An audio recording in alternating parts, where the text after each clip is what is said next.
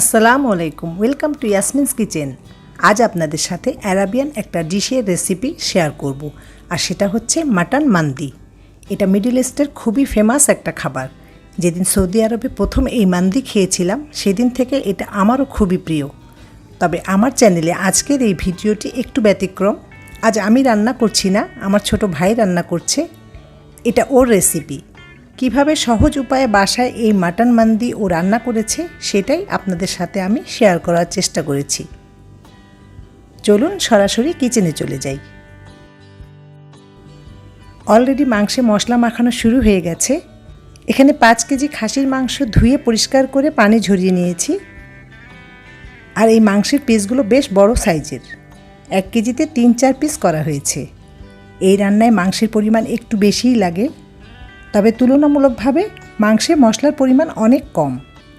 এখানে 2 টেবিল চামচ আদা বাটা, 2 টেবিল চামচ রসুন বাটা, 1 টেবিল চামচ মরিচ গুঁড়ো, 1 টেবিল চামচ স্পেশাল গরম মশলা, আধা চা চামচ অর্থাৎ খুব সামান্য হলুদ গুঁড়ো এবং পরিমাণ মতো লবণ, সব একসাথে মিক্স করে প্রতিটা মাংসের সাথে মশলাগুলো ভালোভাবে মাখিয়ে নিচ্ছে।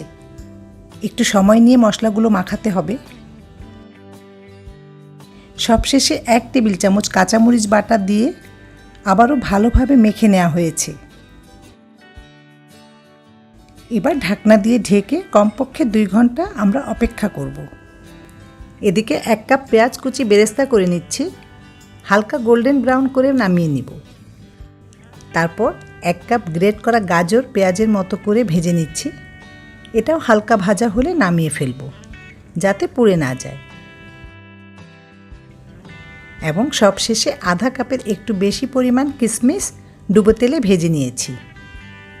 একটা প্লেটে সব একসাথে তুলে রাখলাম। খেয়াল রাখতে হবে কোনোটাই যাতে পুড়ে না যায়, ঠিক এমন কালার করেই ভেজে নিতে হবে। এখন এতে 1 চা চামচ স্পেশাল গরম মশলা দিয়ে সব কিছু একসাথে মিশিয়ে রাখতে হবে। এই স্পেশাল গরম মশলা আমি কিভাবে তৈরি করেছি তার একটা ভিডিও আমার চ্যানেলেই পাবেন, লিংক আমি ডেসক্রিপশন বক্সে দিয়ে দিয়েছি, আপনারা চাইলে দেখে নেবেন। এখন মাংস প্রেসার কুকারে সিদ্ধ করা হবে। যেহেতু আমার অনেক বড় প্রেসার কুকার নাই, তাই 2-3 বারে এটা সিদ্ধ করা হবে। মাংসে কোনো পানি দিতে হবে না, চুলার মিডিয়াম জালে সিদ্ধ করে নিতে হবে। এখন এই প্রেসার কুকার খুলে দেখে নিচ্ছি মাংস সিদ্ধ হয়েছে এবং মাংস থেকে অনেক পানি বের হয়েছে। এই স্টক আলাদাভাবে তুলে রাখব পরবর্তীতে রাইসে ব্যবহার করার জন্য। মাংস খুব পারফেক্টলি সিদ্ধ হয়েছে। একটা কাঁটা চামচ দিয়ে দেখে নিচ্ছি।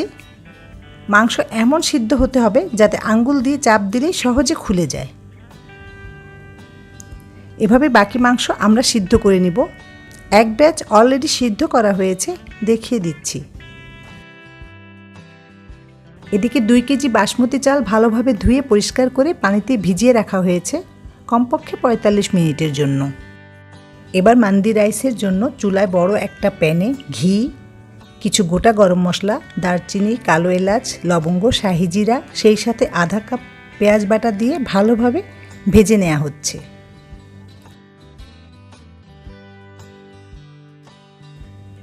পেঁয়াজ কিছুক্ষণ ভাজার পর এখন দেয়া হলো 1 টেবিল চামচ আদা বাটা, 1 টেবিল চামচ রসুন বাটা। একটু নেড়েচেড়ে আরও কিছুটা ঘি দেয়া হলো। এই রাইস রান্না করতে কোনো প্রকার তেল ইউজ করা হয় নাই, পুরোটাই ঘি দিতে চেষ্টা করবেন।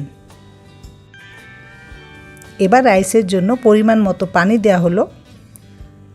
এরপর পরিমাণ মতো লবণ, আধা টেবিল চামচ টেস্টিং সল্ট দেওয়া হয়েছে। এবার দিয়ে দিচ্ছে মাংস থেকে বের হওয়া সেই স্টক। এই স্টকের কারণে রাইসের ফ্লেভার এবং টেস্ট অনেক বেড়ে যাবে। এই পর্যায়ে আপনারা লবণ টেস্ট করে নিতে পারেন। পানিতে লবণ একটু কড়া থাকলে রাইসের লবণ একদম পারফেক্ট হবে। সবশেষে দিয়ে দিচ্ছে 2 টেবিল চামচ চিনি।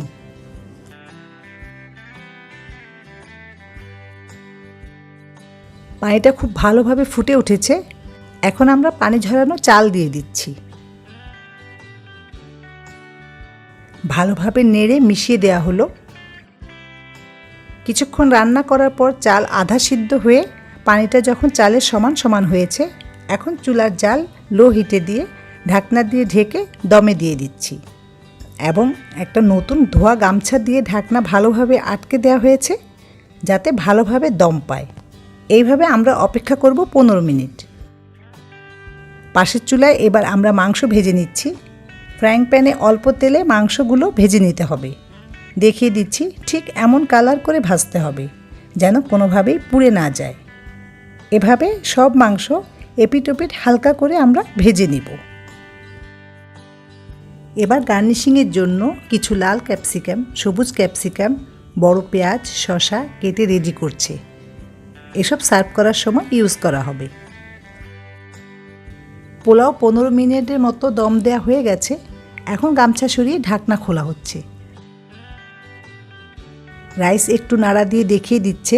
মাশাআল্লাহ, দেখতেই পাচ্ছেন রাইস কতটা ঝরঝরে হয়েছে এবং খুব সুন্দর ফ্লেভার বের হয়েছে। কিছুটা ঘি শেষবারের মতো উপর থেকে দেয়া হলো। এই রাইস রান্নায় মোট 1 কাপ ঘি ইউজ করা হয়েছে। এবার একটা বাটিতে 2 চামচ রাইস আলাদা তুলে রাখা হলো এবং স্পেশাল গরম মশলা কিছুটা রাইসের উপর ছিটিয়ে দিচ্ছে। এতে রাইস আরও ফ্লেভারফুল হবে। আর বাটিতে তুলে রাখা রাইসে কিছুটা ইয়েলো ফুড কালার মিশিয়ে দেওয়া হচ্ছে এবং এই কালার মেশানো রাইস পুরোটা রাইসের উপর দিয়ে দিয়েছে। এখন দেয়া হচ্ছে বেরেস্তা, ভাজা গাজর এবং কিশমিশের সেই মিশ্রণ। এবার বড় সাইজের 2টা থালা বা ডিশে সার্ভ করা হচ্ছে। পাশের চুলায় আমি মাংস ভেজে ফেলেছি। মাংস অবশ্যই গরম গরম থাকতেই সার্ভ করতে হবে। রাইসের উপর মাংস সাজিয়ে দেওয়া হচ্ছে।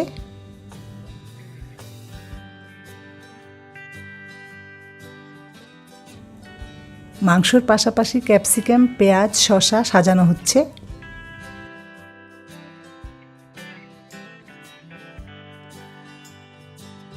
সবশেষে দেয়া হলো আগে থেকেই সিদ্ধ করে ভেজে রাখা ডিম। আলহামদুলিল্লাহ, মাটন মান্দি একেবারেই রেডি। তৈরি হয়ে গেল অথেন্টিক মাটন মান্দি। এটা কতটা ফ্লেভারফুল এবং কত টেস্টি সেটা আপনারা ট্রাই করলেই বুঝতে পারবেন। গরম গরম মান্দি টমেটো এবং পুদিনা পাতার একটা বিশেষ চাটনি দিয়ে সার্ভ করা হয়েছে। আপনাদের কোনো প্রশ্ন থাকলে কমেন্ট বক্সে জানাবেন। পরবর্তী আরও নতুন নতুন রেসিপি পেতে আমার চ্যানেলটি সাবস্ক্রাইব করে পাশে থাকবেন। ভিডিওটি দেখার জন্য অসংখ্য ধন্যবাদ। আবারও কথা হবে অনলাইনে নতুন কোনো রেসিপি নিয়ে। আজ বিদায় নিচ্ছি। ভালো খাবেন, ভালো থাকবেন। আল্লাহ হাফেজ।